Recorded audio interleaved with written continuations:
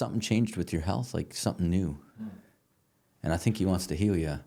And so I'm like, whatever, you know, like you can pray for me. And I remember he put his hand right here.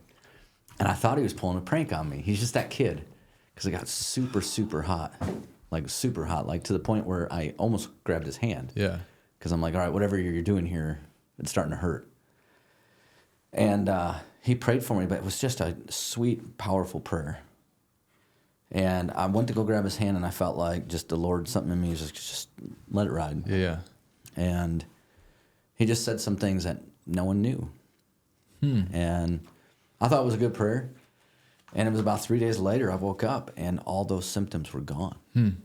So then I called my doctor, and I said, hey, can we take a test, that pancreatic cancer test again? She's like, we just did that. And so I explained to her what happened. So she did.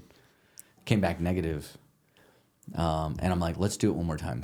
I'm like, is this too good to be true? I'm an engineer. And so, but what, you know, there's just some things I don't understand, you know, why God healed me of that. And it was almost 2 years later that finally colon cancer was gone.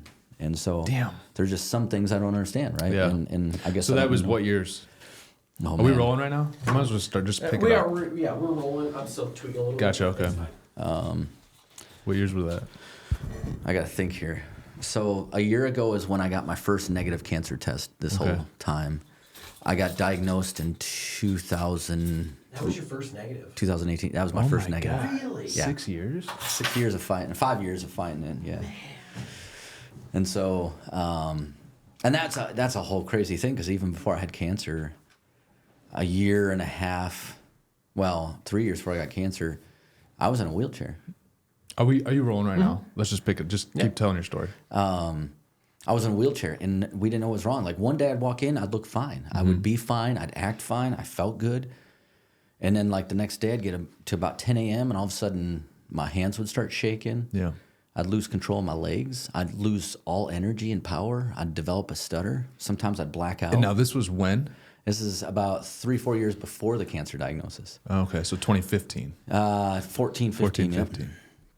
And tried to, we went to the hospitals. The first time it happened to me, we thought we were having a stroke. They made me go to the emergency room. Yeah. Went to Janesville, Madison, ended up at Mayo. Mayo couldn't figure it out. Yeah. I think about a year and a half of testing. They're like, man, we thought it'd be autoimmune, but it's not doing that.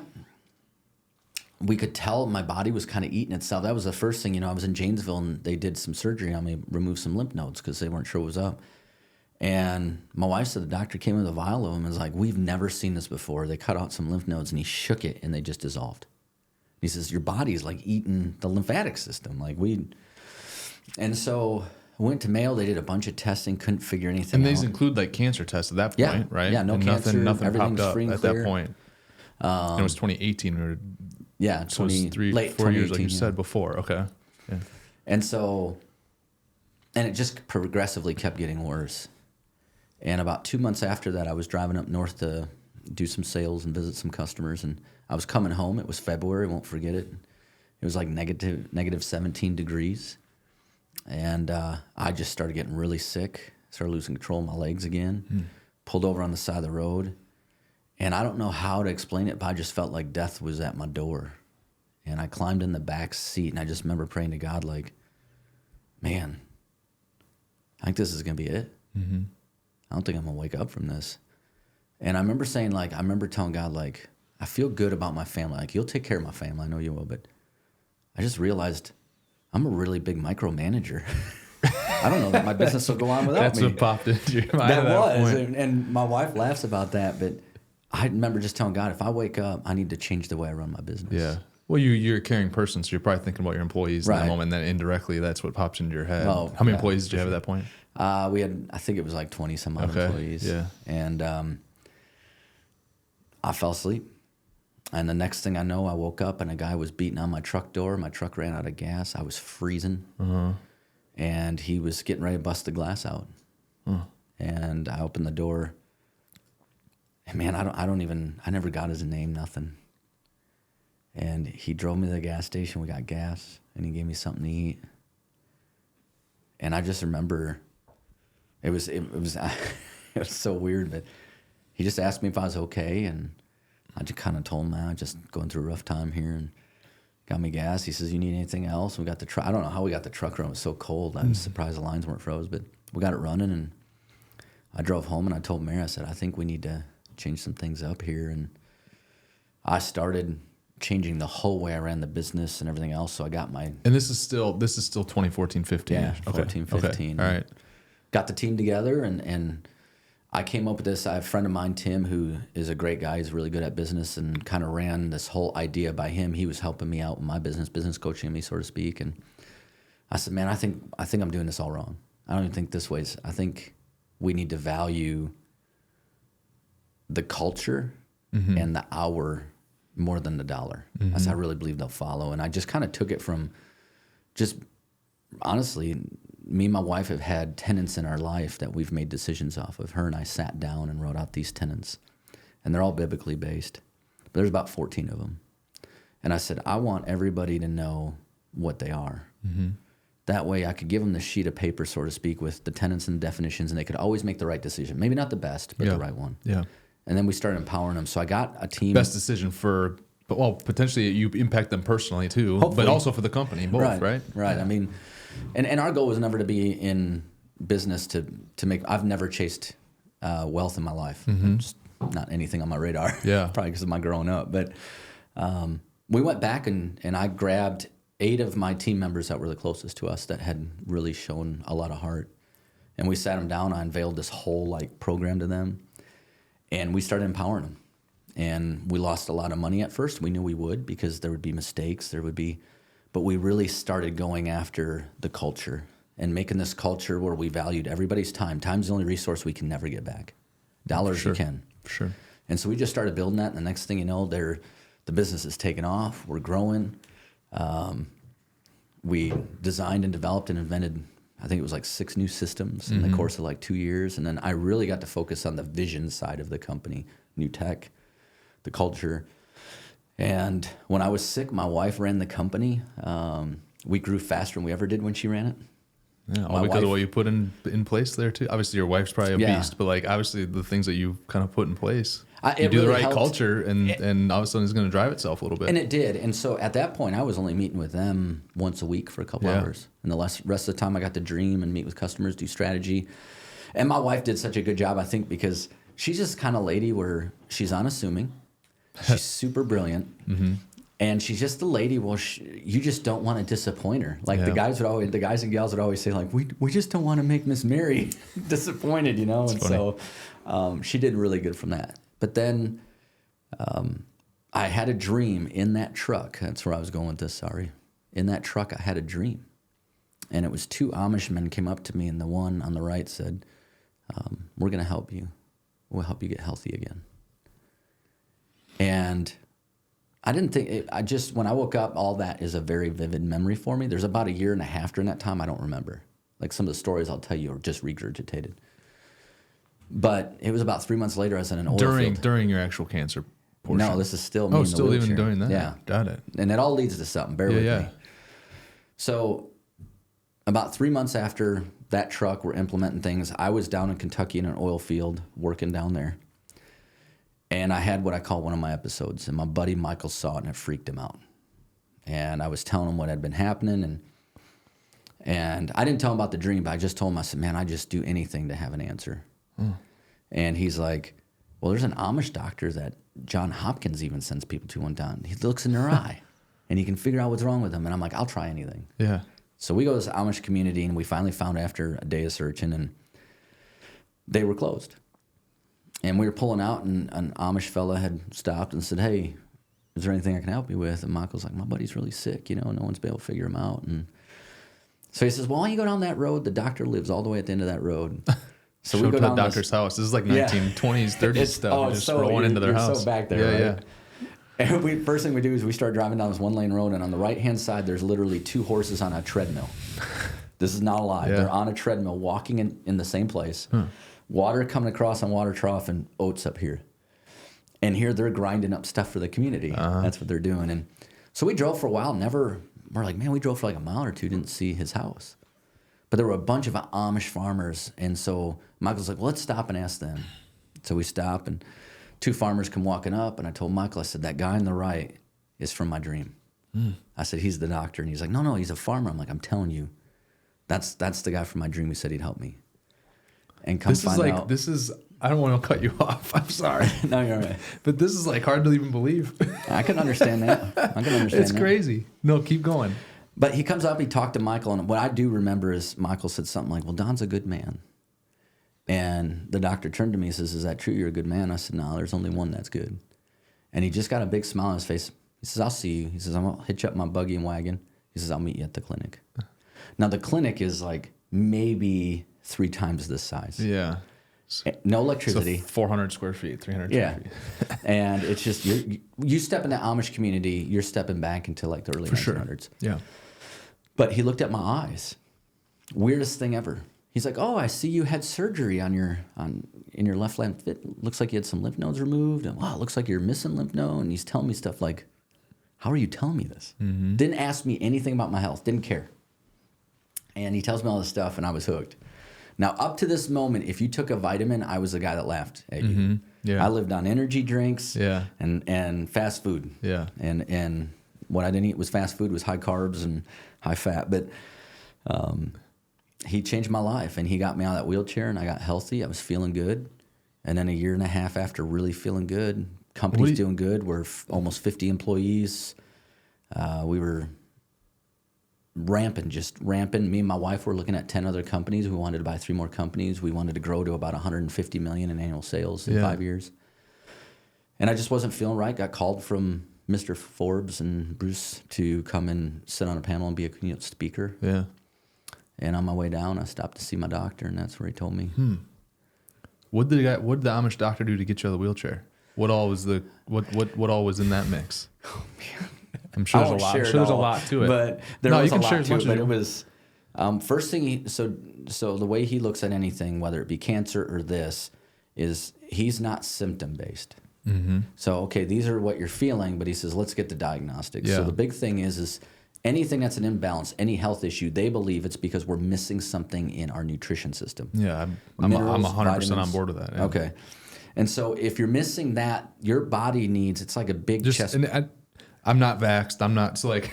Okay, so you're not gonna offend me. This is like a safe place. Yeah, it's a safe place. Yeah, so it's like I 100%. I believe like what you put in your body. I'm all about. I get it. Well, if this tells you anything, because when you said Joel had reached out, Mary was asking me. She's like, "Are you gonna call Joel?" I'm like, "Nope." I said, "I trust him." Yeah. So this makes me, I did trust you. I didn't call you, did I? No. Because I thought, all right, if you recommended it, it's all right. But so it's like a chessboard. Think of it this way. Our body needs every piece of that chessboard filled to operate. Mm-hmm. Some is minerals, some is vitamins, some is hormones, some is even fat, some of it's lipids, whatever it may be, right? If we're missing those, our body gets out of balance. Well, all of our nutrition comes from the ground, whether we want to believe it or not. Mm-hmm. Because either the animals we eat out of the ground or the farmer's field. Mm-hmm. And Jake, he can literally tell where someone's kind of from, what region, by looking at their eyes and what they're missing. Because it kind of goes. Jake is the Amish doctor. He's an Amish doctor, okay. Yeah. And so we started, number one is he talked about absorption. It was a great book, very disgusting book that I read, changed my life. Bernard Jensen's book on gut health, digestive system. Okay. And what it is it starts with absorption.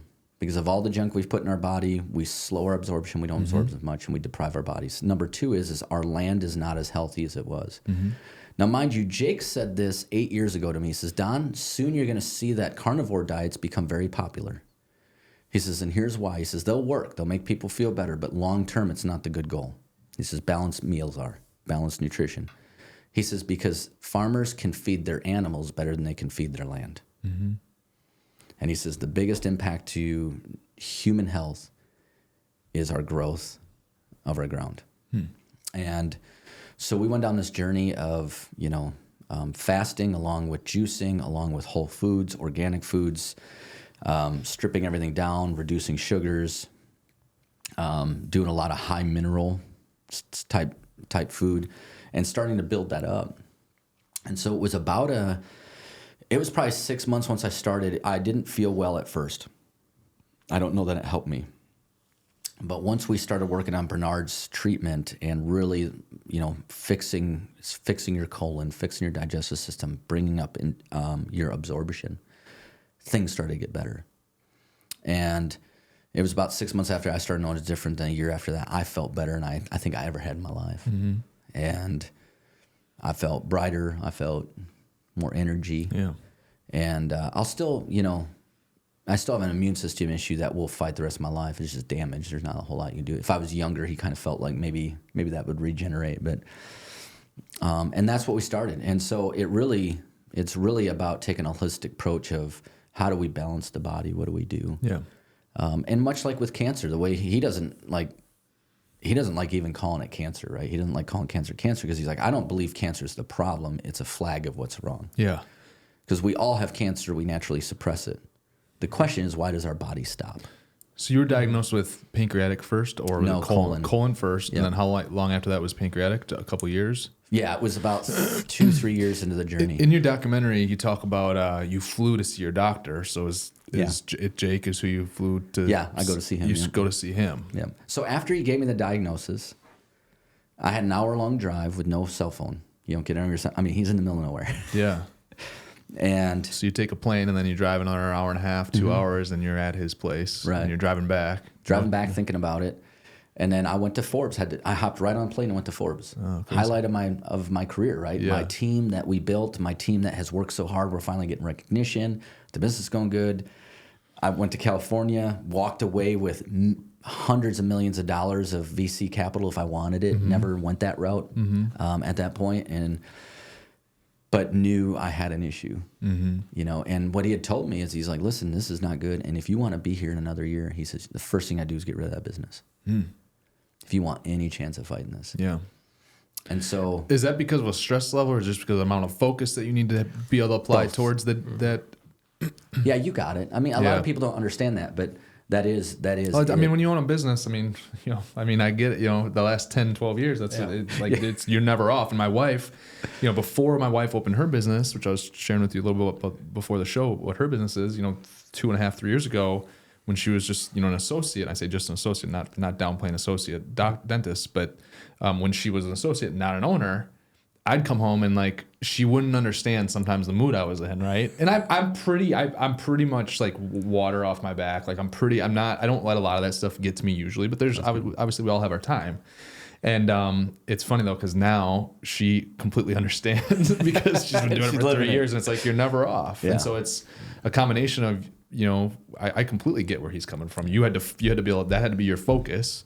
And your body probably didn't need the extra stress in order to beat it. Yeah, and even on your good days, right? It's still taking focus. Oh, for sure. Right, and it's still taking focus, and it's still taking energy, stress. All of it. Even to the toughest people, it does that. Right. And so much like you said, the model is focus everything on fighting and rebalancing. And so a lot of So he was really getting your mentality right too. Yeah, and the cool thing is he's a Christian, so he's also sharing the word with you, pointing things out. And I think when you start going through that, for me, number one, you had a journey of when I got the diagnosis, got in that vehicle. For me, I wasn't sad. I had some good peace. What made me sad was when I began to think about the people around me. Mm-hmm. Quest was going to go on without me. I knew that. My family would eventually go on without me. I would believe that. But what I was worried about was all the people that didn't know Christ, who didn't know Jesus as their Lord and Savior. So I think that's what started making me sad. And that's where I was like, God, I don't want to be done. But if all I got is a year, I want to go down swinging. Mm-hmm. I want to go down, not just fighting cancer, but I want to fight for people's eternal life. When you were diagnosed, was there what stage was it at? Were you given a stage? Well, he gave me a year to live. Oh, you gave you a year. Yeah, we always say 4+. Yeah. And so what's the percentage of people that beat stage 4 colon cancer? Here's number one. I don't believe whatever statistics they have out there, and I'll probably get ridiculed for this, but since being on tour, I cannot tell you the number of people I've met who have had colon cancer beating it both holistically, naturally, and modern medicine-wise. I think the odds no matter what their stage has been. Yeah, no matter what their stage has been. It's been tremendous, the amount of people I've met that have done that. So I don't I don't buy all statistics, and I think part of it is there's a lot of people that get that diagnosis and never return back to a doctor. Yeah. I talk about that all the time, though, too.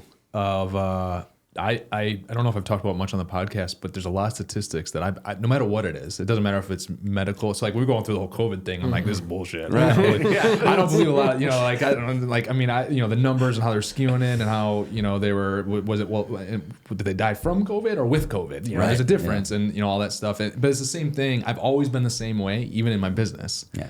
Because someone can make a stat kind of lean, however they want to make it lean. And so, unless you see other stats or other supporting documents with that, I have a hard time believing some of this. And I had someone say that to me one time, like, do you know the odds of both of these? And that's the problem is the first thing cancer will steal from you is hope. Mm-hmm.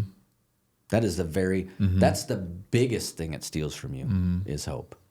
And it was part of the reason why I didn't want to do the documentary. I didn't want to be the poster child on cancer. Mm-hmm. And one thing I've been really convicted of lately is over the course of even this year, 110 cities, the number of people who have come from far places. Pikes Peak, we had people coming from, we had a guy coming from Norway, Sweden, Spain, him and his wife, because they had cancer, saw our story, and they wanted to meet us and see the race. And now they were coming from all over the place to Pikes Peak to watch the race. Gotcha. Just to get encouragement, like who's this guy with cancer, And what I've learned in all of it is that's what it does to most of these people. Mm-hmm. And that is where I'm super fortunate.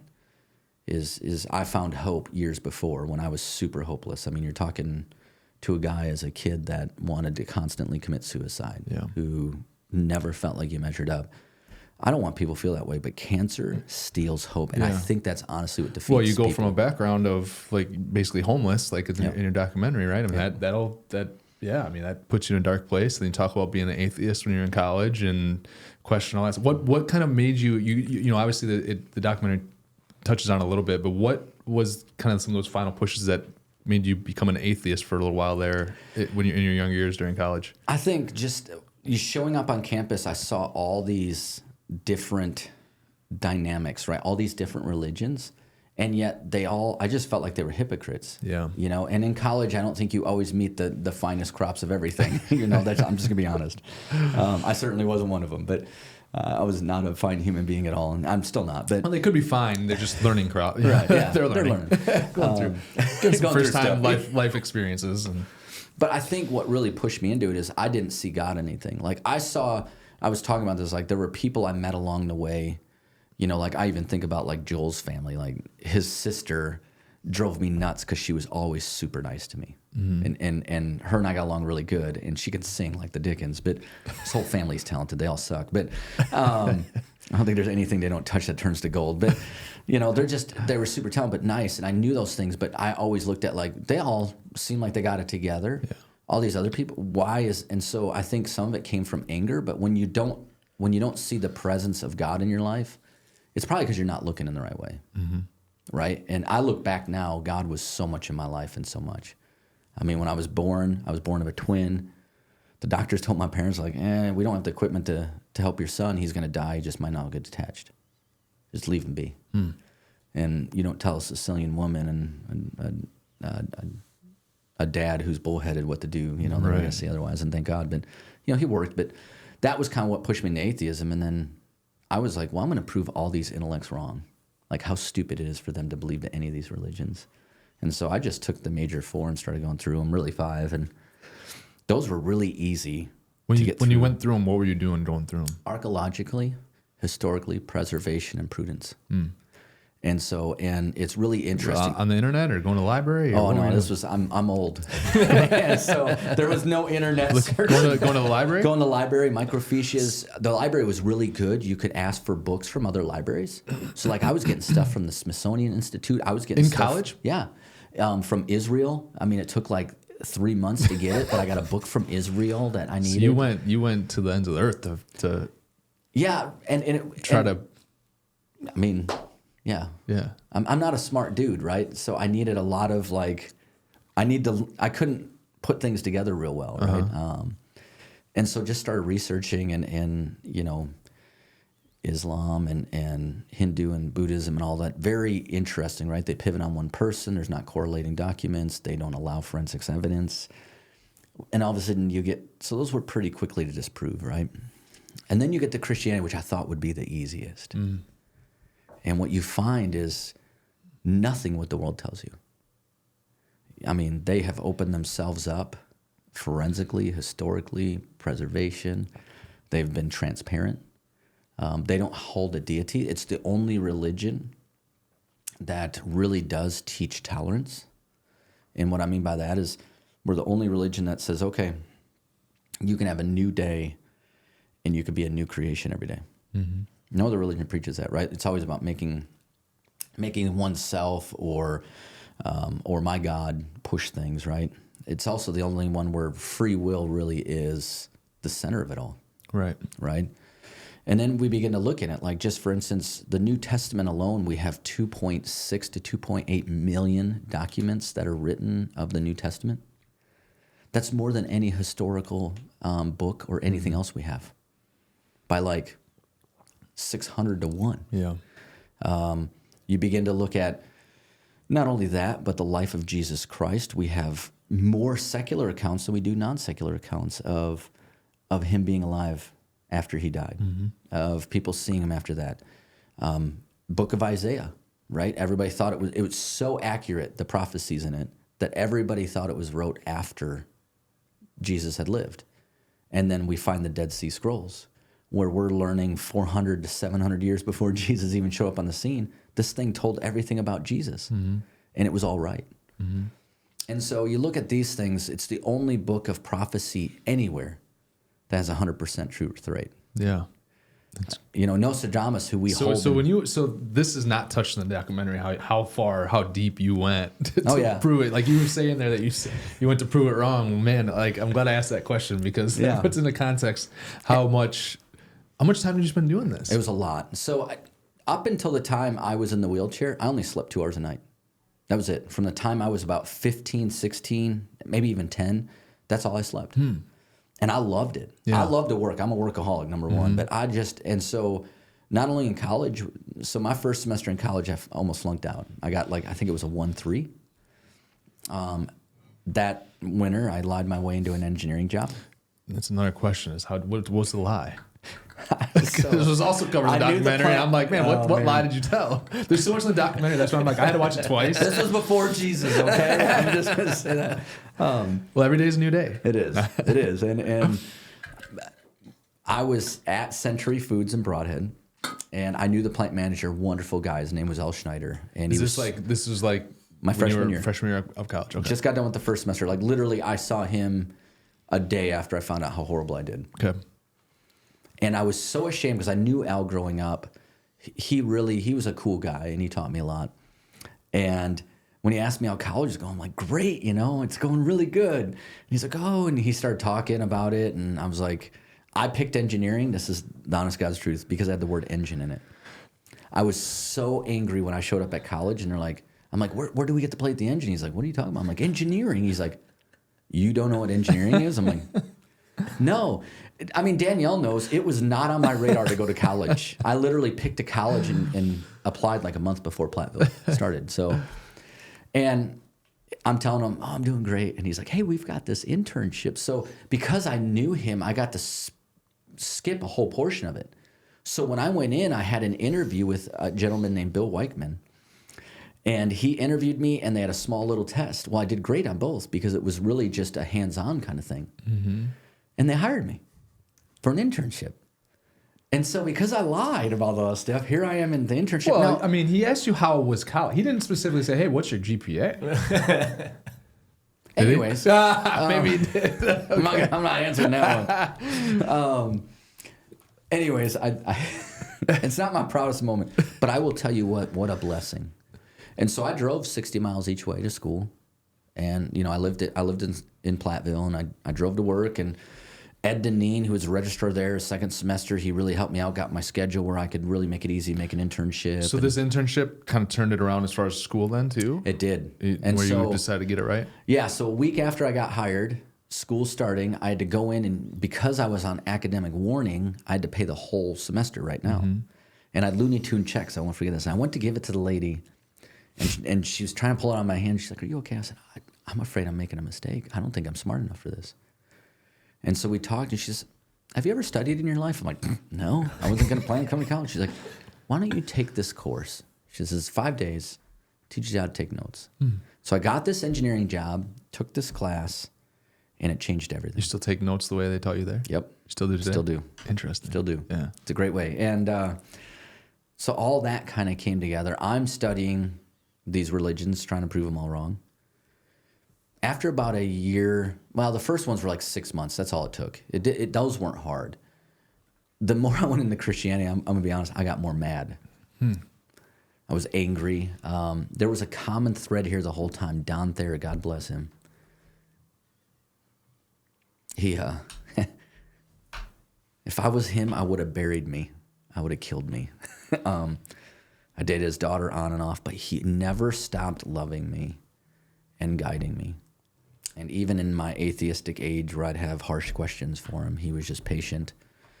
And I can remember he was often an antagonist in my mind. Like he was a man who lived a Christian life and was just a man who you could tell loved people, but he was stern and honest. And,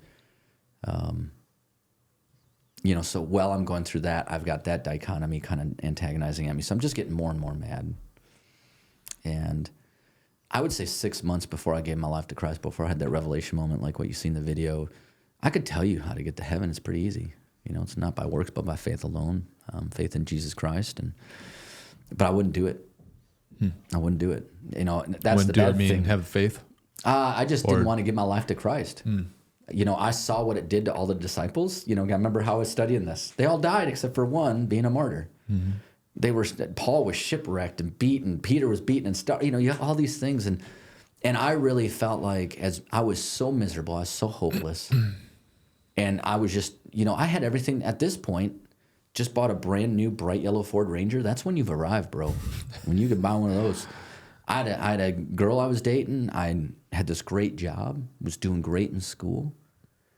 But yeah, I was miserable. And it was so hard because everybody says, "Look how successful you are. Look at how good you're doing. Oh, you're amazing. You're awesome." And you're like, nothing I ever heard growing up. Some of these people were the very people that made my life miserable, telling me how stupid I was and what a waste of space I was. So it was a very, almost like torturous thing. And I just was afraid that the hopelessness I felt would become so much worse because then I had no identity. Because the only thing I did have to grab on was what I had in success, right? But finally one night at work, God just spoke to me out of love and mercy. And I to this day, I'll tell you, I felt like I heard it audibly, that he just told me, open up this big preheater. When you open the oven and it like hits you in the face, that's what it was like. And he just said, "This is nothing compared to the hell you'll face if you don't turn to the truth you know." That's crazy. And so I hit my knees in the middle of this forklift aisle in the middle of the night at Woodbridge in Broadwood, Wisconsin. And I gave my life to Christ in between my sophomore and junior year in college. In fact, it was the beginning of June. And I don't know that I stood up feeling a lot different. I was really grieved in that moment I was very faced with all that had separated me from God, all the sins I had. But I can't say I got up and felt like miraculously different. But 3 days later I did. Because I woke up one morning and I was like, what's that I feel? I didn't feel so weird. And then I can remember that night I was lying awake, and normally I'd lie awake at night and I'd feel so empty. Like literally I felt like wind was blowing through me every night. My hardest time going to bed was just trying to fight off hopelessness. And then that night I didn't have that feeling. Like I was looking back at the day with like, that was a good day. Why was it a good day? And the first thing that popped in my mind, I read this in Matthew 6:33. And to this day, it's my favorite verse. "Seek first his kingdom and his righteousness, and all will be added on to you. And do not worry about tomorrow, for today has enough troubles of its own." And I was like, that made it a good day. And then I realized the standard had changed. The world was telling me this measurement tool of my worth. And here was God telling me what I was. And that's where I really felt hope flip. And that's where I found hope, was in Jesus. And so from then I felt like my work got a lot better. I felt like everything got a lot better. I still was a butthole. I mean, that took a long time. I'm being honest, to knock that off. I think, we all are. You still are, probably. Yeah, I am. I don't mean to be, but you try. But I think that was a pivotal moment for me, and then things started changing. And then I think when you change in that manner, people begin to. Some people that saw potential in you now can speak to you differently and speak into you differently. And on top of that, you don't carry the weight of the world anymore, or at least shouldn't. Now I struggle with that in my life, still, but I think that was a moment for me where and that is when I got the cancer diagnosis. Why that last year was so important, because I'm like, if I'm gonna die, I want no one to feel hopeless. I don't want anybody to feel the way I did. Yeah, that's a lot right there. Sorry. No, you're good. So you graduated in what year, college? I'm just trying to put timelines. We keep talking about this. So. Well, because I'm trying to just timeline. So because right there, what you talked about. Okay, I was sophomore, junior year. This whole experience when the heat wave hits me at work, I fall to my knees. 3 nights after that, 4 nights after that is when you look back, it's a good day. And then you just kind of mentioned all the way up to right before you got cancer. Yeah. So is that like a 10? That's the only reason I'm just trying to think. Okay, well, how much? Okay, I get what you're saying. 20 so that's years 20 there? years. 20 years in between there? Big gap. Right. So that's why, okay. So then. And there's a lot that happened in that 20 years. For sure. Yeah. No, I just was trying to get some context there. Man, that right there is just like a great story. Your story is just phenomenal. Well, I don't know that. That's what's funny. It is a phenomenal story. Well, I appreciate that. I like your documentary, the documentary could be more than 1 20-minute. Well, they were going to make it an hour and a half. Joe That's knows right. this. Yeah. I mean, yeah. And the reason why they stuck to 23 minutes is we felt like you could go speak somewhere. Right, for sure, yeah. And still show the film. Yeah. And because it was a big debate, they got done. They're like, man, maybe we should make this an hour and a half. So they all prayed about it, and they came back at this 23-minute mark. And I will say, I'm glad it was an hour and a half, just because I don't know that I could put up with me. I've only watched the film twice. Yeah. I can't watch it. Yeah. I am an emotional wreck, and it's not in a bad way. You're It's emotional in it. Oh yeah, it was tough. You're emotional. Yeah. What's interesting is in the whole process, there are so many things I never told people that they asked me. Things that I guess I was ashamed of because I didn't want people to look at me differently or whatever. But after the film, you start realizing that's a part of my story. And people went through that. And I don't think my story's special. I really don't. But I think that's why so many people relate to it, because we all have had people that are affected by cancer. We've all had goals and accomplishments we've wanted to see come true, and some of them don't come true. And some of them do. And we all have a journey that is so much like that, right? Where we battle these things. We battle, do we control it or does God control it? Do we submit it or do we commit it? Which one is it? And we have all these things. And I think that's why it's so relatable. I told a friend of mine when it came out, I'm like, I just don't get this. Why we're getting so much traction with these? Because it's everybody's story. And I've really come to understand that. When you say you've gotten so much traction with the documentary, what's some of the things that have come from the documentary? A lot of speaking. So 110 cities. We try 110 to keep cities since when? You've been doing this for 2 years? a year of November. A year, and you've been 110 cities speaking. 110 cities, Yeah. which I don't feel like it's been that much. I only try to tour maybe 2 weeks out of the month, but sometimes you'll go from city to city to city. Like this last tour, I was in 5 states, spoke, I think 14 times. Yeah. So just 2 weeks, there's 14. So it can add up pretty quick. We've seen 2,000 people who've come to know Christ. We've seen nearly 200 people who show up at these events and say, I was going to commit suicide today. And I could tell you stories, man, that is one thing, is to see God. Number one, God used someone like me, which I don't understand, and I'm not perfect. But to see him use me in any way. But that is where, I never used to talk about the suicide I had. I mean, there was I don't know if you remember the race in Broadhead. When you go down by the old channel, there was a big tree there. I can't tell you the number of times I hooked a rope to it and tied to it and put the noose around my neck. And what's really funny is the only reason I couldn't do it was I'd be thinking like, oh, I can't leave that broken car for my dad and mom.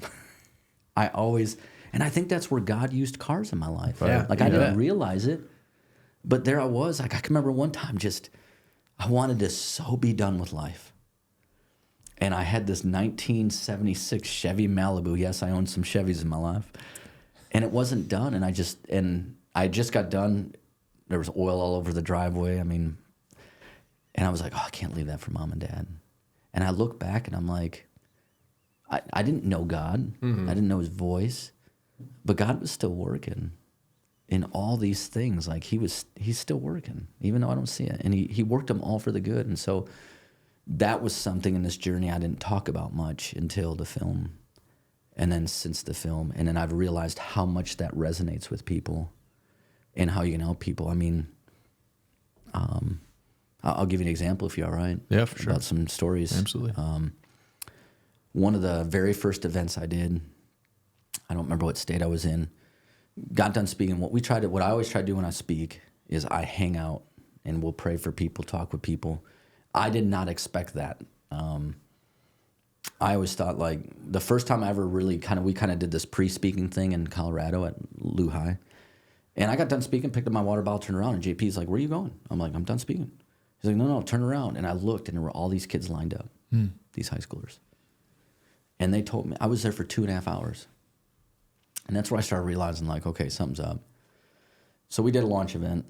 Sometime in that first month or two of the tour, got done speaking at this event, talking with people. And there was a girl kind of hanging out in a chair for a while.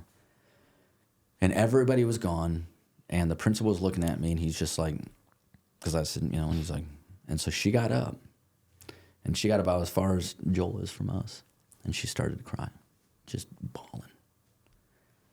And I just held up my arms, and I kind of gave her a hug, and I said, what's going on?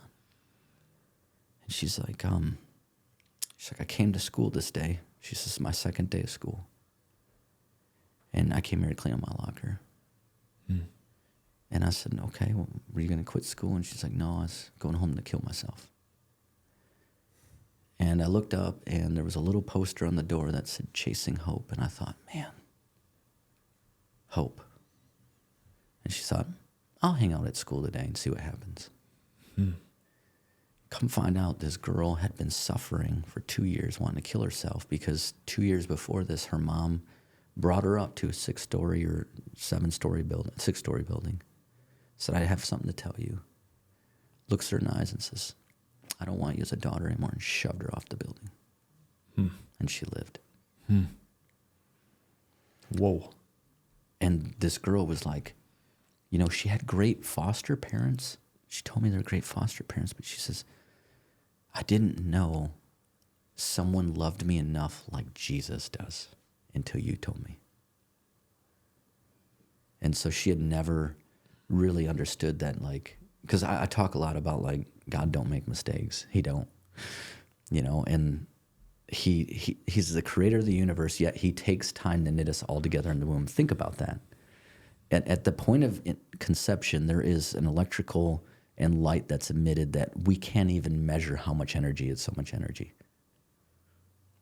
That creator is knitting us together for us, and he's the great designer. He knows, much like you, like this building, right? You know what you needed it to look like to fit the call of this building. Yeah.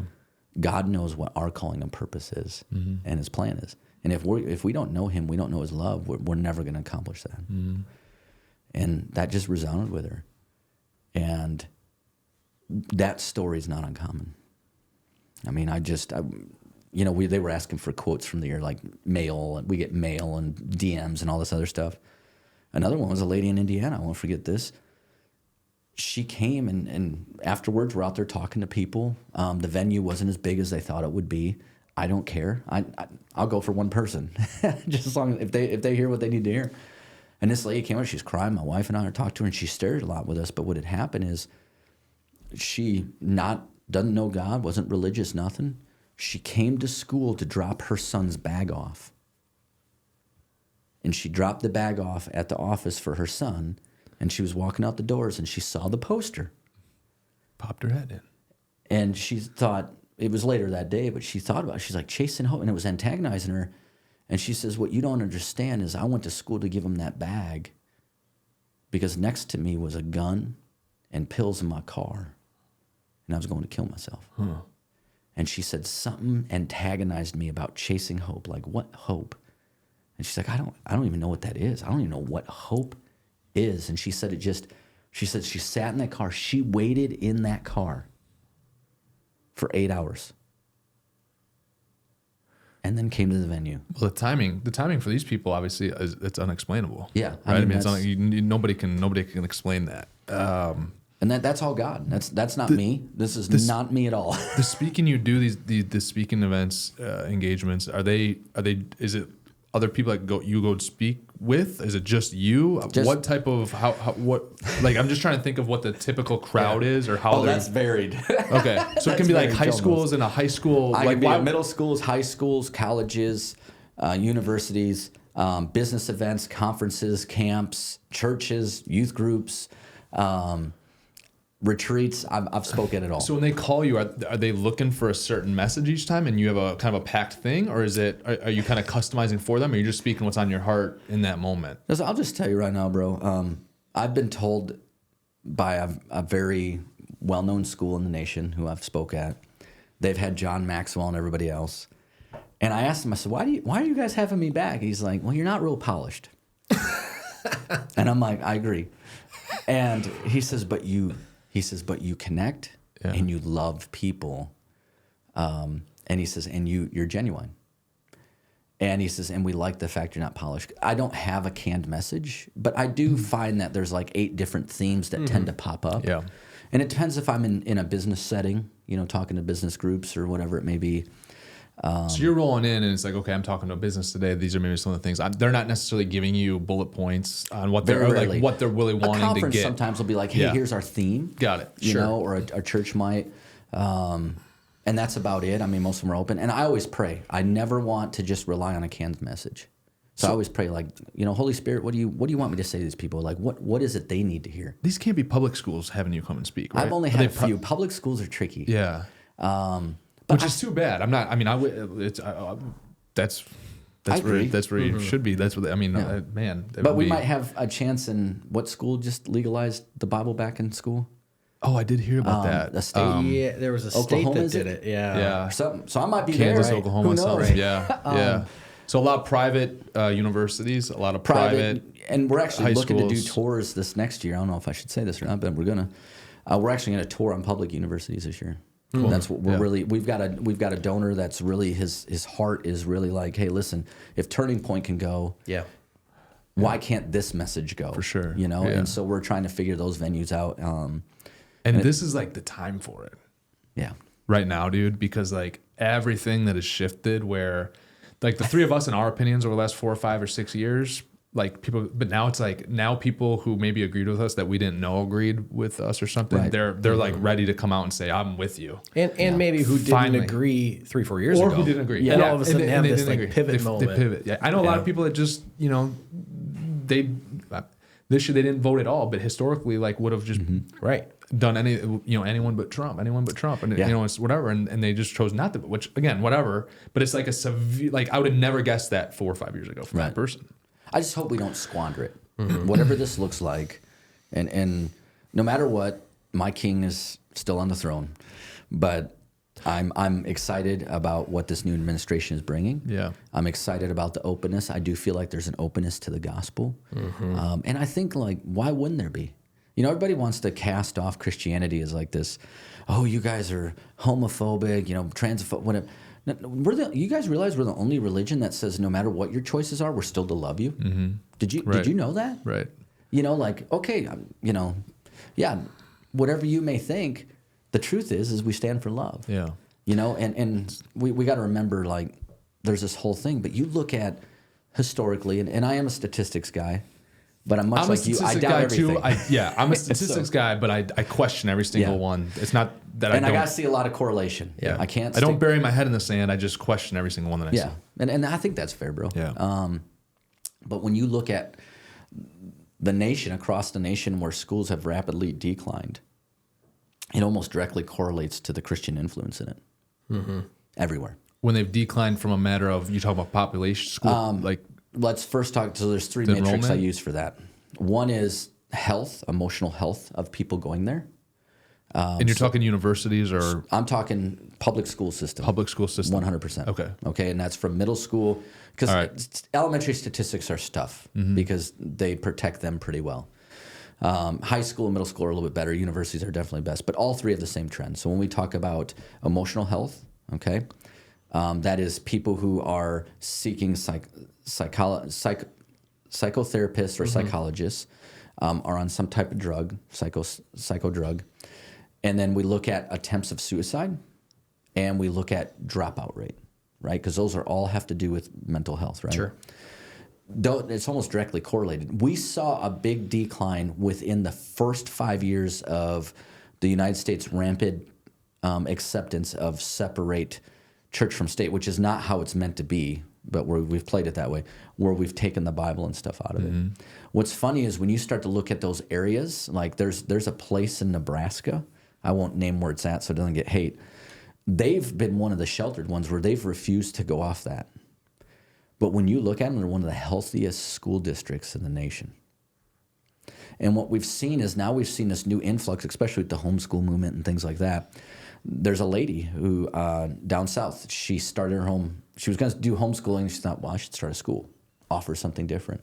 These kids only get 2 hours instruction a day. The rest of the time, they're in the Word. They're learning entrepreneurial skills. Yeah. They just went through an Airbnb chapter, like how I've to seen her. viably die. Yeah, I know who you're talking about. Yeah, incredible things, right? But she got sued and everything else. Guess what? All the test scores came back. No other school scored higher than her school. Yeah. And then they accused her of cheating. They went through everything. No, they didn't. It's always that kind of mentality. So I think with this new administration, I hope we see some things change. I do too, man. You know, listen, I've been in schools, public and private. I'm telling you, we need school reform. And even if I take my Christian beliefs and views out of it, let's take that out of it. The school's broken. It's because it's been the same for what else has been the same since forever. I mean, it's Rockefeller that put this stuff in, you know, Right. I mean, to train so he could get more employees, right? For Standard Oil and, you know. And even look at the federal government's school administration, right? That stepped in ever since then. We've just been on the decline. Our school education has not gotten any better since the federal government got involved. It's gone the opposite. But we don't talk about that. But they are talking about getting it some of out us of the do. federal government. Yeah. Which is, they are talking about getting that. That's one of the big things about getting it out. And the crazy thing that just blows my mind, and even with the abortion stuff, right? So everyone's like, oh, and I know, again, so many people that we're close to, and you see what they're posting, and it's like the things that they said about, you know, Trump coming into office, like, well, that's not what he's saying about abortion. He's sending it back to the states. Right. And he's sending it back to the states. So the states, the local, you can decide locally what you're gonna do, right? And so it's not the federal government shoving it down people's throats. And ideally, like the federal government shouldn't have any power. No, it was never Shouldn't intended any to have the power. No, never. And that's just how it ended up happening. It was more meant to be a unification thing, right? And so everywhere I see that they get involved, it makes things more difficult, right? Yeah. And it's a big waste. And you know, I'm all about efficiency. I can't wait to see what happens when we start going through and seeing efficiency. There's a lot of things that, and I get fear, you know, like you said, some of the posts about fear about, you know, women's health and everything like that. Number one is there's no state that denies an interstate health procedure. Right. So we're, you know, number one, let's talk facts. But I think if we continue, fear has gotten us to this point. But, you know, previous to this year, fear's got us to this point. That's been what's pushed all along, right? Fear that we're going to lose something, fear that we're going to have something, fear that we're missing out on something. Discontentment is a really funny thing. And when you can feed fear in with that, that's a real manipulative tool.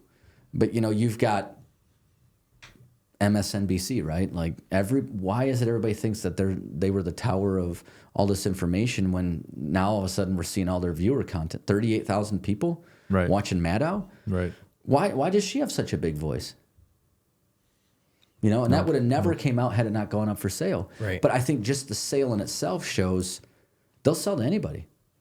So what do they really stand for? And the other thing that's happened is we've learned independent media is the best way to go, where everybody thought it had no power.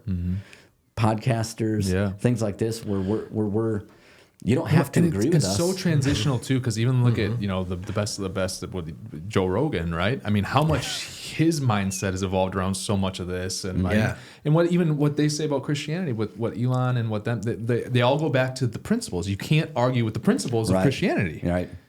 And you can't.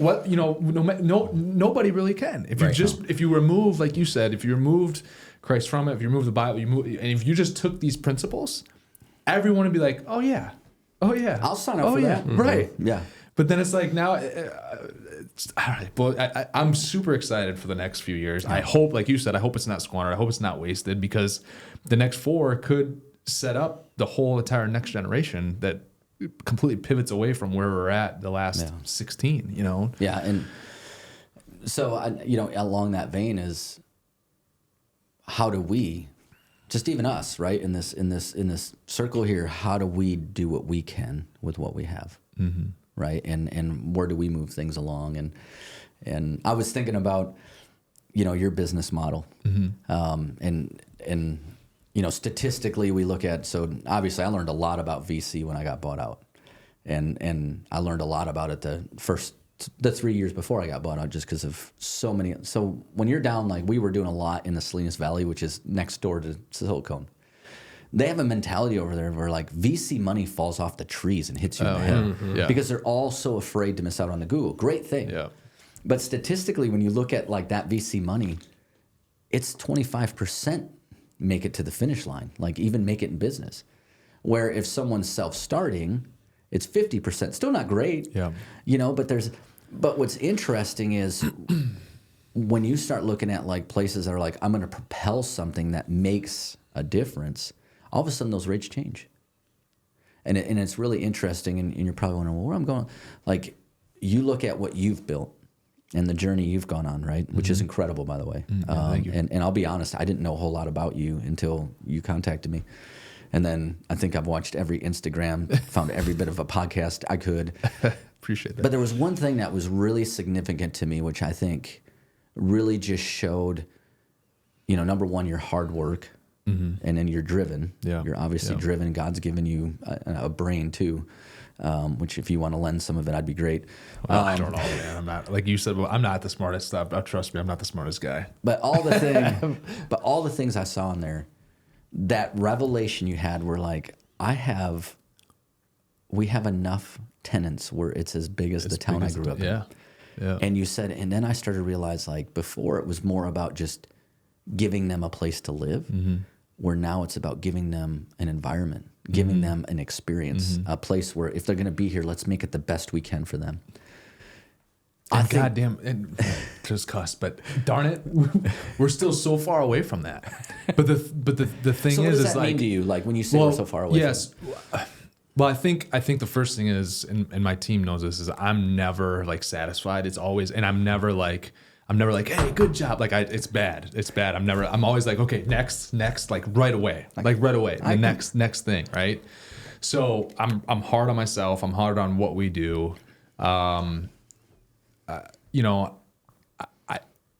I hear like moving to this. So prior to us being in this office, I was, our office was down in Janesville. It was a lot smaller than this. I kind of got booted because we just didn't have enough room, and our conference room there got turned into like there's 4 cubicles in there or whatever, and so we just needed more room. So we come to this office, and we start changing how we're doing things. Like historically, property management has a property manager for every 100 to 200 units. We don't even have a property manager on staff anymore. We're changing, like we're centralizing a lot of things to try to provide better service for people, right? And so being in this office is one of the best things that's happened, because I have my door open a lot. I can hear our centralized service team right here, a lot of the conversations, and I just like start cringing some days, right? Like because like we're in the middle of this huge change, right? And I met with our executive team yesterday, and I'm like, guys, by January 31, we need to wrap up like our playbooks for our different parts of our company, because right now not everyone is doing the same thing the same way, and a vast majority of the people that we hire are not going to be superstars that can just figure it out. Will we find 5%, 10%, 15% of just superstars that are going to be able to do it? Yeah, but we're not. That's not. So we're trying to finish and wrap some of that stuff up. to get there. But like, I guess that's a little bit where I'm coming from is like, no matter how good we do, I'm always gonna be like, okay, how can we do better? Yeah. And I think we just have a long way to go. We have a long way to go to get there. But, when I first started and, again, graduate from school in 2012, and I'm doing direct sales, just from like 2011, I started direct sales, and I was like, how can I just get enough money to buy the first 4 unit, right? So like that whole time, I'm really just trying to keep my own head above water, right? And like you get the first building, I'm still trying to keep my own head. And it's not that I'm trying to there's days I go being an entrepreneur, investor, whatever. There's days you go back to zero in your bank account because you're all in on something, right? Yeah. So there's still days I'm like, oh, sure, like, but. But what just kind of changed a little bit is, when it got, I don't know if it's like more comfortable or whatever, maybe financially, that's when I'm like, okay, I need to like open my eyes a little bit, because of like some of the comments that we get like on our Google page, like they affect me sometimes. Right. Now, the negative people are always going to be louder than the people that are happy. They have nothing better to do. But like I go look at it, I'm like, damn, that sucks. That person feels that way. And I'm not like, I don't feel bad for me or like, oh, pity me. Like, oh, why are they? I've come from their angle. I'm like, oh man, it sucks that they feel that way. What did we must have been really bad to them, or right. For them to perceive us or whatever. And that's from like, what can we truly do better to make it an all around really good experience from the moment they call for the first time, looking for an apartment to the application process. And like I said, we still got to fix a lot of things. But it's how can we get the best experience all the way around the board. I mean, right. How can we get to, we have a segment of our properties, about 450 units, so about a quarter of our properties where if a resident puts in a work order, it depends on the week, 88 to 95% of the times over the last about 90 to 120 days, we've gotten 88 to 92% of those work orders done in like 19 hours. Oh, wow. That's pretty fast turnaround, right? So that's an impact to me, because right. It's like, okay, they're not having to wait forever. Now, as we still push that through the rest of our portfolio, like there's times where it's like, man, why'd this one take 2 weeks? I get it. Sometimes we got to order a part or, whatever, but like, that's just not acceptable. So it's stuff like that. And I always find that, and I always try to look at that, but it's like, how can we keep doing better? And, there's been some comments that I'll post this stuff like, oh, you're starting to sound like a Democrat a little bit, or like getting soft. I'm like, trust me, I'm not soft. Like I'm not my staff knows I'm not soft. It's just like, how can it be better for everybody? I'm not saying we still want to make a profit. We're still gonna buy these buildings that we buy, they're dilapidated. I mean, we buy stuff that the seller won't disclose to it. We bought 246 units last year up in La Crosse. Seller did not disclose that he'd gotten 2 notices from the city. 4 days after we closed, we got the 3rd notice that said, if you don't fix the siding, the landscaping, there's like 5 issues on this thing, we're gonna start fining you $1,000 a day. Like that's how bad it was. There was trees growing through the siding. It was ugly. So we went to the city. We said, hey, here's our CapEx plan. Here's, just give us 6 months. You're gonna notice a huge difference. They're like, okay, it's all good. So the properties we buy, we need, and then you get in those properties, right? You get the rents that they're, for a 2-bedroom are still $700 a month. So it's stuck in like 2004, 2006, right? So what's going to naturally happen? That rent's going to double, and so it's those, and so, well, I don't know the number. I mean, it could be 5%, 20% of the people we really, really piss off from that. They get really mad. But some days it sounds like it's 90% because of how loud that they can be. Yeah. Right. Yeah. And so I think I've started to take some of that stuff to heart from a standpoint of, again, not that it's going to make me quit on anything that I'm doing, or I'm not so upset. Like, just like, okay, how can we try to make this whole entire process better? So like this last property we bought, we were out there the first day with coffee, like giving coffee out to people and trying to like give them treats and like, just trying to, okay, again, what can we do that's above and beyond? Yeah. And so every single deal that we buy, we're trying to do stuff like that. That's like, okay, what's the next step? What's the next step? What can we do better? Like, how can we be better here? That's fair. I think, we were known in our company about being the most innovative. Like, why were you beaten? We tried to be 2 years ahead of the competition to 5 years. And I think even now, like when I sold, there's been no evolution of that really. And they're still ahead on technology. But one of the things that I always ask people is, what keeps you awake at night? Like working here, what keeps you awake at night? What's your biggest headache? And the second thing is, all right, how can we meet that headache? What can we do? The other thing is early on, in my business, if you want a course on how to do everything wrong in business, I could help you. Yeah. I never wanted to be an entrepreneur. I started my business in an 8x10 tin shed behind my mobile home. Was it? When did you start your business? 2001, I think it was. All right. 2000, right before 9/11. Yeah. And you left a W-2 job to start that business? No, it was a side hustle at that point. I didn't go full time until 2003. So you're working a W-2 job. What was your job? I was working at Woodbridge, and they were awesome about it. They're like, hey. So your internship turned into a full-time gig. I went to a full-time job. So Woodbridge, it was awesome. I was a plant engineer. I was a plant manager. I was a head of research and development. I did it all. They were great. What a great experience. Oh, they were awesome. Because now like when you go start your business, that's similar to me too. Because like I did everything in our company. I've done every role here. I've answered the phones. I've done a showing. I've done So you know.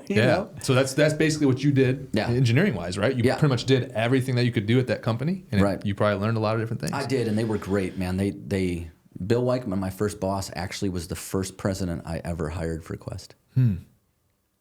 Really? Yeah, when I started thinking about someone when we started the culture system, someone who I felt like along the way that really embraced that was Bill. And so I called him out of the blue. I hadn't talked to him in years. And said, hey, Bill, and brought him in, and he took over. He did a wonderful job being the president of the company. But yeah, I mean, But what I learned when I started that business is we struggled a lot. Like I went to banks and they're like, well, that robots are toys or they're terminated. We're not going to, so I had nothing. I had nothing. I cashed out my 401k to start this business. My wife had a full-time job. So we decided, we prayed. I was making custom choppers and robots. And we prayed about what should we do here? And we felt like robots was it. So I quit my job, went full-time in robotics, no business plan. And, 3 weeks later, Mary got laid off. No. And so it was... What were you thinking there? Did you have any thought at all? What were you thinking there? I wasn't. That's the problem. No. In that moment, you're 3 weeks in, she gets laid off. In that moment, what were you thinking as far as, did you have any thoughts of going back to your W-2? No. Not at all. You were fully committed. Because I felt like we heard from God to do this. Okay. So now it was, okay, what does faith look like? So I went out, and for the first 2 years, I think I saw my wife and kids 3 weekends. Yeah. I just kept going until I found work. I literally drove. People don't believe me when I say I can count on one hand how many parties I went to from 2012 to 2018. See? And people are like, I'm not just so I completely get it. Yeah. And so when you do that, so there were some dichotomies there, right? I was doing that. 9/11 was still felt. And then we hit the merger acquisition. Remember, .coms busted, and all of a sudden VCs were looking for merger acquisitions. Well, what happened is you had that and SAP at the same time. So I was doing, it was nothing for me to put down 100, 120 hours a week. No lie. Mm-hmm. No one's paying me. You got 160 hours or so in a week, right? 169, something like that. You got 40. That's a lot of hours. Yeah. And so, but here we are. They're not paying because they're caught up in merger acquisition land back then. And then SAP first came out, and that was a nightmare. And so I wasn't getting paid. I went almost 400 days without paycheck. And you want to anything consistent, like one small customer might send us something to buy us enough food. And that's what I was just going to ask. So if someone's just listening, want to start their own business, what did you already have some savings saved up from the previous job? No, I cashed out my 401k. You cashed it all out, put it all into the company. So then at that point, when that check went into the company to start up, you had nothing. You had basically zero in the bank account. Zero. I had zero in the bank account. Yeah, had zero in the bank account. And I'll tell you this much, for those who want to start out business, here we are a year later. It wasn't because I wasn't working. Places weren't paying. I was selling things. I was doing side jobs. I was fixing cars just to get money to put food on the table. But there was a time where all of a sudden no one paid. It was right before Christmas. Well, you know why. Everybody's like, well, I can let that guy go fixing my car. And we had nothing. And I opened up. We're in this. It was the second oldest mobile home in Broadhead. I love that mobile home. I miss it. And it was old. It was our home. I opened up the fridge. We had about a half a quart of half and half. We had in the freezer 2 pounds of venison, and Mary hates venison. And we had 2 boxes of macaroni and cheese. And I'm sitting there going... That's to feed how many of you at that point? There was 4 of us, and one was a baby, a real little baby. And I was broken. But I just knew God had put us on this plan, and I was the last bit of money we gave away like a week before this because I thought I was going to get paid from these little jobs, and someone had a need in our church, and I felt like I was supposed to get money for that. That night, the neighbor lady who we never talked to, she was cranky. Hopefully she'll never see this. She comes over with a pan of lasagna. And she's like, I don't know why, but I made 2 pans of lasagna. Would you guys want one? And I'm like, yes. And so that lasagna got out of there. And then I wake up the next morning, and on my windshield wiper is a gas card to Stop and Go. Just small things like that got us through. And me and Mary sometimes didn't eat because we wanted to make sure the kids would have enough food just in case. My wife stuck through that. My wife, she's an amazing woman. Yeah. But I think you learn in that we always want to, and especially nowadays with social media and everything, we want to glamorize entrepreneurship. But like you said, there's sacrifices to it. Sure. What I won't do is coach. I do a lot of business coaching, not as much as I used to because of the tour. But when I business coach, there's all different. I've business coach companies that have 22,000 employees to 5 employees. Yeah. But I won't sit with someone who says, well, why are you getting into business? I want money. I want to make money. Mm-hmm. Because the truth of the matter is that money will dry up at one point. Your account will go down to 0 when you're growing or you're taking a risk that you have to run on something else. Yeah. That's just the truth, whether it's passion, whether it's a calling or whatever. And what happens is in those moments, you're hungry. And hungry will make you do one of 3 things. It'll make you, number 1, wallow in self-pity and give up. Number 2, test your morals. It'll either make you crooked or it'll make you solidified in your morals. And number 3, hungry will make you driven. 100%. One of those, or maybe even 2 of those, right? Sometimes it's the best feeling in the world, to be honest. I would agree. Because now it's like I got no option. I gotta go. This is what I gotta go do today. Yeah. You know, like I gotta go grind. And we're risk takers. Yeah. You know, but I've always felt like I'm calculated risk. Yeah. 100%. And I think for some people it's hard, to look at it, but it's also been a blessing on the journey because listen, what did you come into the world with? My naked body. Right. That's what you're going to leave with. Yeah. There's nothing from here we can take. Right. And so when you begin to realize that, you begin to realize, okay, this journey I have on is because God's got a purpose in it that's greater than what it is. Like even you and all your housing, like I was thinking about this, like when you said that about we want to make an experience for them, that might be the best thing that happens to any one of those people. Mm-hmm. Yeah. It very well could be. It's just the truth. That a certain percentage. I mean, for sure, right? Or it might be the fact that someone wasn't, like I was thinking about the place you're renovating now where you guys have taken some videos of the changes. But is that the lacrosse place? Yeah. You've probably seen some of those. Pretty amazing. You look at that, like when you've had a hard day at work, could you imagine going home to that apartment building before? Right.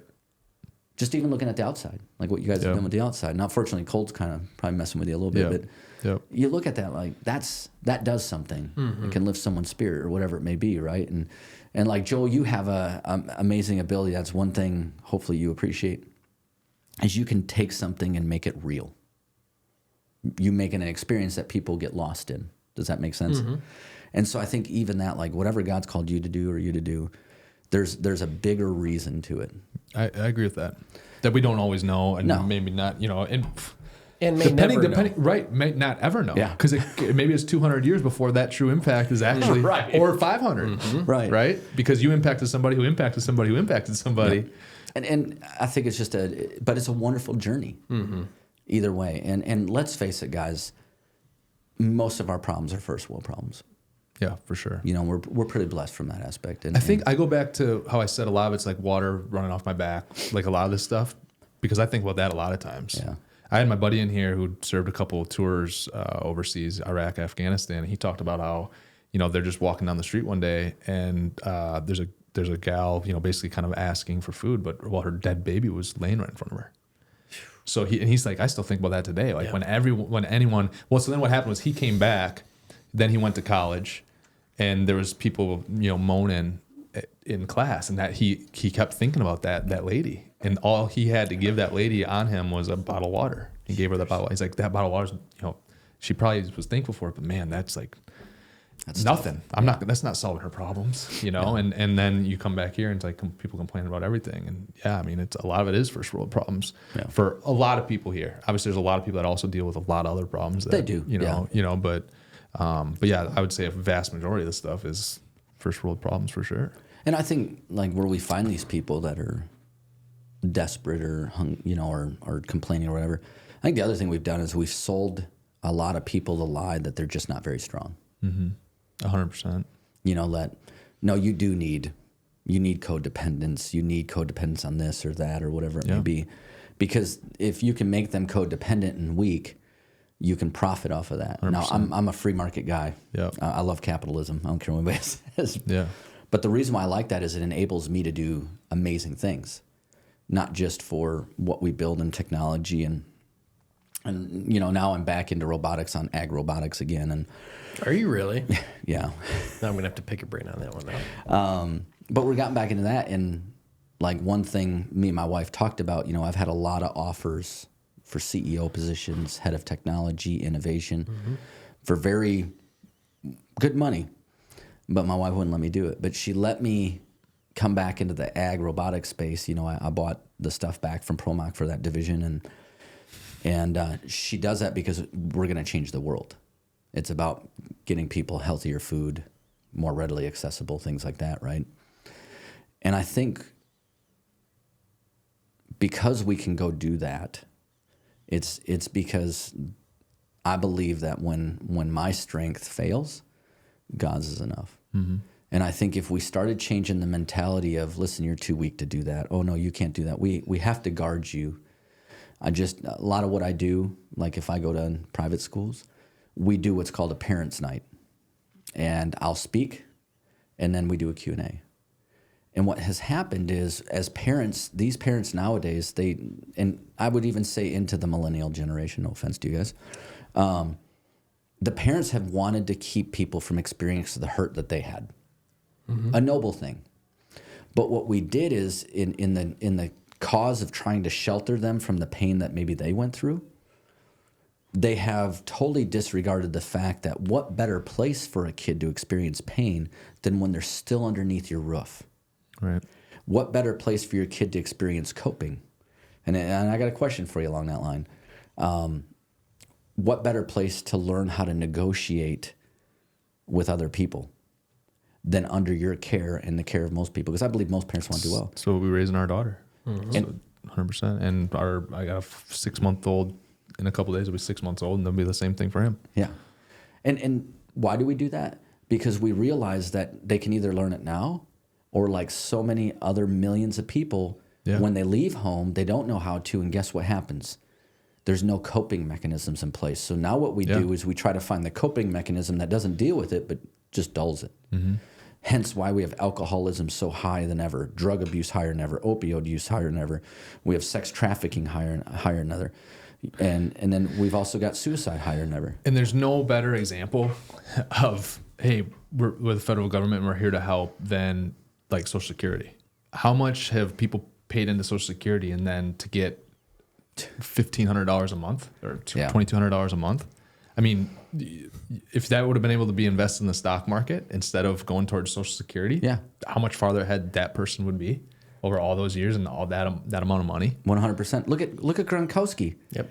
Yeah. I don't remember what he put in. It was, I think, $60,000 of Apple stock. I randomly saw that the other day. And I'm like, what if anybody else would have done that? Right. What better way? And I mean, that's kind of the cool thing about what you're doing too. It is the cool thing you're doing about it is you're like, hey, people, we can either invest this way or you can come invest with me. And now we're going to build something that's meaningful going through. There's a guy who I follow, and I remember he said this. He said, there's no more powerful way to live than to allow passive to pay bills. 100%, yeah.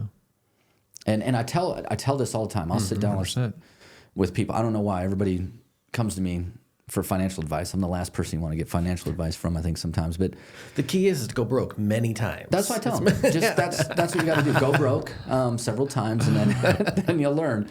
But me and my wife learned a few things. Number one, I told him, I said, listen, when me and my wife first got married, we had a lot of debt. I didn't know of a Dave Ramsey. So in 3 years, we got out of that debt. Then what we did is we took the only credit card we had left and we froze it in a big thing of water. Yeah. And what we'd do is we'd set it in the center of the table if we felt like we needed something with the credit card. We'd set it in there and we promised to pray about it until it was completely dry. Completely melted. Yep. Couldn't even have an ice cube in it. We never bought anything on that credit card. Yeah. Number 2 is never, ever put yourself in a situation where you are financially strapped to meet necessities of life. Mm-hmm. So you may want that new car. That's a $600 payment, but now all of a sudden you're strapped to meet necessities of life. Right. That's stupidity. Yep. And I don't mean that to be mean. Yeah. It's the truth. I tell people, again, if you want to be need hear the strapped truth. for cash, do it one of 3 ways. Build something, risk something, or be so generous. Yeah. I mean, I don't, you know. No, 100%.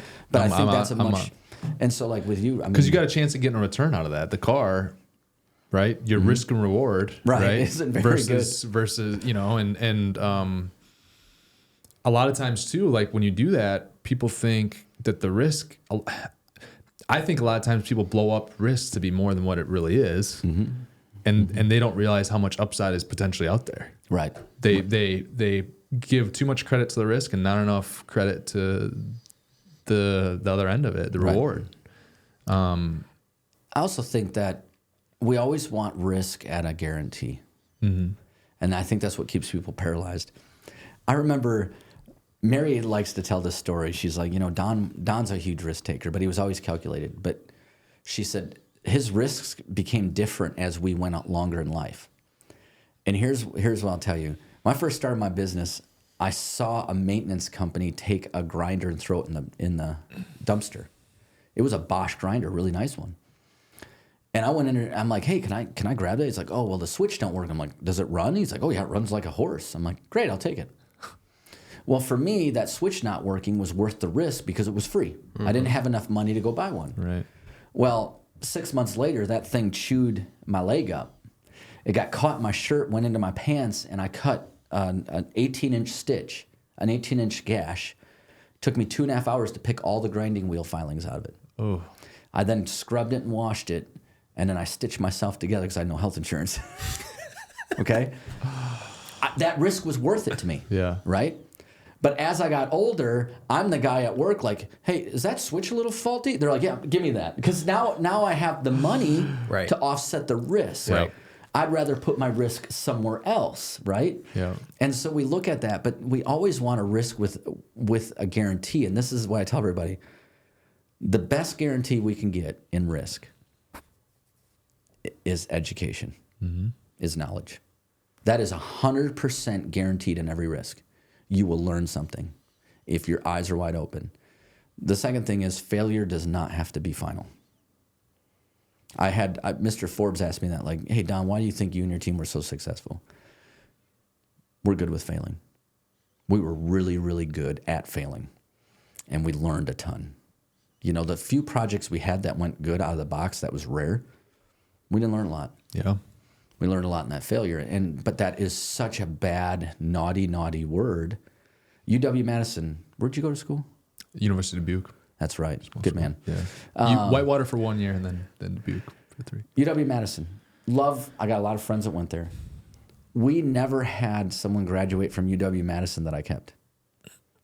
It wasn't because they weren't smart. They were very, very brilliant. It was because they were taught the whole time in school that they'd never fail. Well, when you work for an organization like Quest, we were spending 95% of our money was going back reinvesting. Mm-hmm. All right? And the rest all went to employees. We kept doing that. You know, so like when I say that, we'd pocket every year. 1/3 went to the employees, 1/3 went back to the business, 1/3 went back to R&D. And so, but went back into the business was all, we loved R&D. But you fail a lot. And so we tell them when we sit them down, like, hey, listen, whatever your wages are, double to triple that. That's what you're going to make in mistakes. We're okay with it. Just learn. That's what we ask. Don't make the same mistake twice. They'd get to their first mistake and they couldn't handle it. Yeah. Like literally, I cannot tell you how many phone calls I'd get from a manager at my business and be like, Don, this person's at home. They're wrecked. They're suicidal. Well, why? We're like, their project didn't work. Okay. Are they redesigning it? No, he won't come in. just heartbroken. He's distraught. His mom called me. You know, things like this where 8th place trophies and right, don't all know how that to stuff cope. is You were told you were going to do nothing but succeed. Yeah. And so we always knew we had good people. When they failed, they'd be really hard on themselves, but they would just go right back to work. Yeah. And start working harder. And because there's education. Those people fire me up. I love being around those people. I do too. And we have a lot of them. I mean, at Quest, the whole company's built on that. Yeah. It really was. But I think we've made failure a naughty word. And we don't want to admit that it's not a bad thing to be fierce. Mm-hmm. You know, like I was thinking about this. Like my prayer this morning was this. I said, God, I pray today you make me fierce. May I love fiercely. May I forgive fiercely. May I be mercifully fierce. And may I be fiercely merciful. Lord, I pray that not only do you make me fierce in these areas, but may you make me fiercely courageous and courageously fierce. And may I do it all to honor you. And I think we've made being fierce a bad thing. It's just sometimes it's putting the wrong energy, right? Yep. And so for the entrepreneur that's out there, like one is find people who are brutally honest with you. I'll tell you the story. I won't say what the product was. But I had a guy call me. He's like, he's a good friend of mine. He's like, listen, I need you to help me out. I'm like, what? He's like, my son has the best idea in the world. And he's like, you got to check this out. I'm like, okay. And he's like, I'm getting ready to invest. It was about $11 million in it. And I'm like, that's pretty much his whole family's wealth. This guy did well in business. So I sit down with this guy. He pitches me the product, shows me the prototype. And I'm like, who told you this was a good idea? He's like, what? I said, who don't love you? He's like, well, that's the meanest thing anybody's ever done. I said, listen, I don't mean to be mean, but this is the worst idea in the world. It had to do with something for gaming. Sure. Okay. And he's like, why? And so we just started running through some scenarios and stuff. And here what had happened is he surrounded himself with everybody that loved him. Yep. And was afraid to hurt his feelings. A bunch of yes men. Yeah. And so when I told him this, he goes back to his dad and he's crying to his dad, and his dad calls me up and he's like, hey, Don, you know, were you as rough on him as I thought you'd be? I said, I don't feel like I was rough. Like I'm trying to prevent him from. I said, he's got better ideas.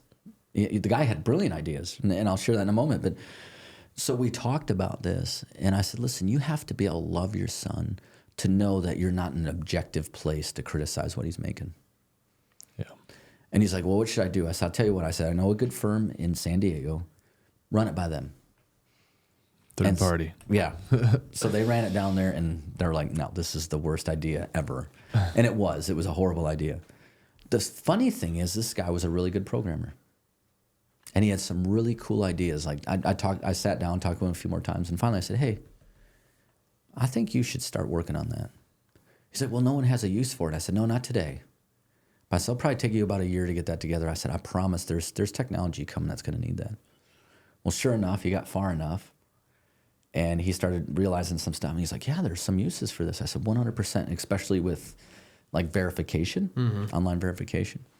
And next thing you know, he sold it to one of the largest credit companies in the world and made millions and millions of dollars. That's awesome.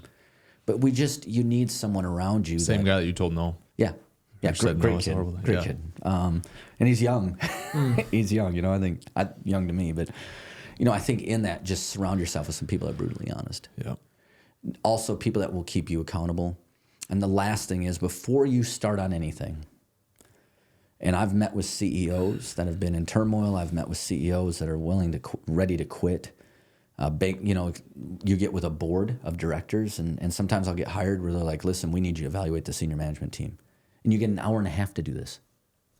And so, like, you got to be on your game, and a lot of it's just, honestly, I think just God has given me some discernment in some things because it's not my abilities, I'll tell you that.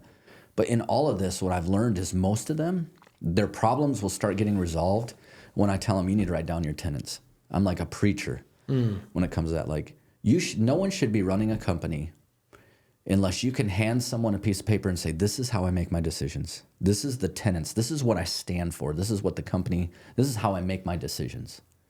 And so you have your vision statement. Your vision statement, in my mind, shouldn't be more than 3 to 5 words. Your mission statement should maybe at most be a sentence to 2. Your tenants should support that. So think of it like a Roman building. Your columns are your tenants. And then the base footer and everything else is every tenant should have 2 or 3 measurables. And a lot of people ask this, like, especially when we talk about it, like, well, one of mine is character. How do you measure character? Well, can I ask you, who's your best friend? My best friend's the guy that I had here on the show and did a couple tours in Iraq. The military guy? Yeah. Who's your second best friend?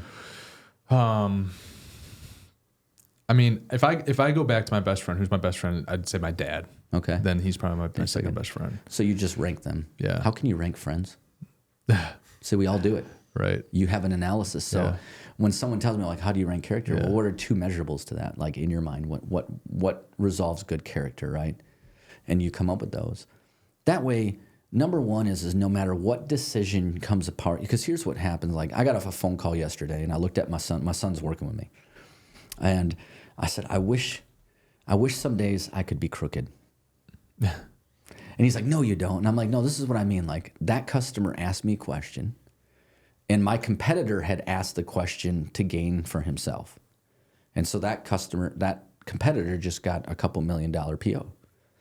And he asked me on my side what I thought, and I could have told him a lie and got money from him. And I said, no, I don't think this is the best venue, what we're giving you. He's like, no, you don't? I'm like, no, I actually think there's a better idea. He's like, do you know what it is? I said, no, but give us a week and we'll come up with it. And I could have just grabbed a couple mil. We could have gotten far enough down the line and be like, oh, you guys didn't see this coming. It's on you, you know? But I couldn't. And what I mean by that is I'm always coming back to my tenants. Yeah. Because there's going to be a time where there's pressure and where you're going to want to violate that. And if you have those as a reminder and you have people that are honest around you, right, you won't violate those. And that's honor. And if you look at everywhere in the Bible, those who cling to honor, those who cling to goodness, those are good things. Now, I've met people with some tenants that are super crooked. That's a very clear indicator for me that we probably won't align well. Right. But that makes sense. And you know, when you begin to look at that, we can understand that then Hungary's not going to manipulate us. Thank you for joining us for this week's podcast. We encourage you to come back next week for the second half of our interview with Don Wickstrom.